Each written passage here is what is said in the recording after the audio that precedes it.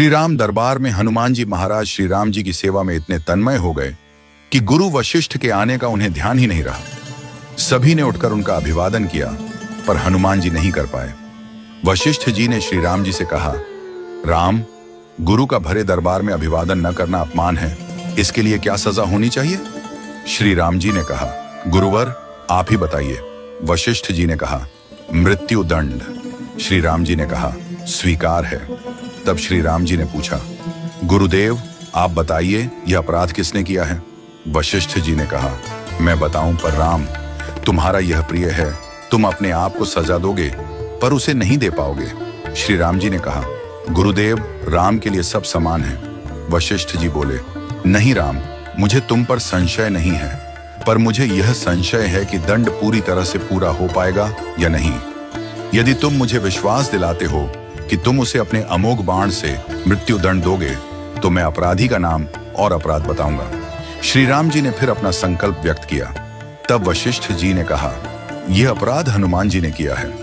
हनुमान जी ने स्वीकार कर लिया। फिर श्री राम जी ने दरबार में घोषणा की कि कल सायंकाल सरयू के तट पर हनुमान जी को मैं स्वयं अपने अमोघ बाण से मृत्यु दंड दूंगा। हनुमान जी घर गए तो उदासी की स्थिति में उन्हें देख माता अंजनी चकित रह गई। उन्होंने बार बार पूछा, क्या बात है मेरे लाल?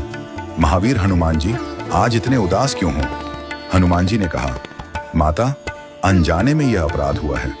आप जानती हैं कि संपूर्ण ब्रह्मांड में मुझे कोई नहीं मार सकता, लेकिन श्री राम के अमोघ बाण से कोई भी नहीं बच सकता। माता ने कहा, हनुमान, मैंने भगवान शंकर से राम नाम मंत्र प्राप्त किया था और तुम्हें जन्म के साथ ही यह नाम घुटी में पिलाया। तुम्हारी शक्ति का कारण राम नाम ही है, जिसके प्रभाव से तुमने बचपन में सूर्य को फल समझकर मुंह में ले लिया था। वह राम नाम ही तुम्हारी रक्षा करता है, चाहे राम स्वयं ही क्यों ना हो। राम नाम की शक्ति के सामने राम की शक्ति और उनके अमोघ बाण की शक्तियां महत्वहीन हो जाती हैं। जाओ हनुमान, तुम राम राम का उच्चारण करना आरंभ कर दो। माता के चरण छूकर हनुमान जी सरयू के तट पर राम राम राम रटते हुए पहुंचे। सायंकाल श्री राम जी अपने संपूर्ण दरबार के साथ सरयू तट पर आए। सभी को यह कौतूहल था कि क्या श्री राम हनुमान जी को सजा देंगे, लेकिन जब श्री राम ने बार बार अपने अमोघ बाण चलाए तो हनुमान जी पर उनका कोई असर नहीं हुआ। तब गुरु वशिष्ठ जी ने शंका जताई, राम, क्या तुम पूरी निष्ठा से बाण चला रहे हो? श्री राम जी ने कहा, हाँ गुरुदेव, मैं गुरु के प्रति अपराध की सजा देने के लिए अपने बाण चला रहा हूं। इसमें कोई चतुराई नहीं हो सकती।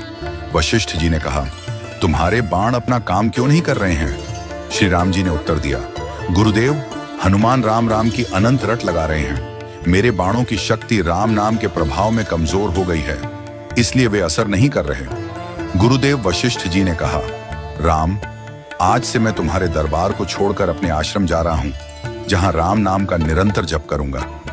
जाते जाते वशिष्ठ जी ने घोषणा की, हे राम, मैं यह जानकर और मानकर घोषणा कर रहा हूं कि राम से राम का नाम बड़ा है। राम नाम महा अमोघ शक्ति का सागर है। जो कोई राम का नाम जपेगा, लिखेगा या मनन करेगा, उसकी लोक कामना पूर्ति होगी और वह मोक्ष का भागी होगा। मैंने सारे मंत्रों की शक्तियों को राम नाम के समक्ष नगण्य माना है।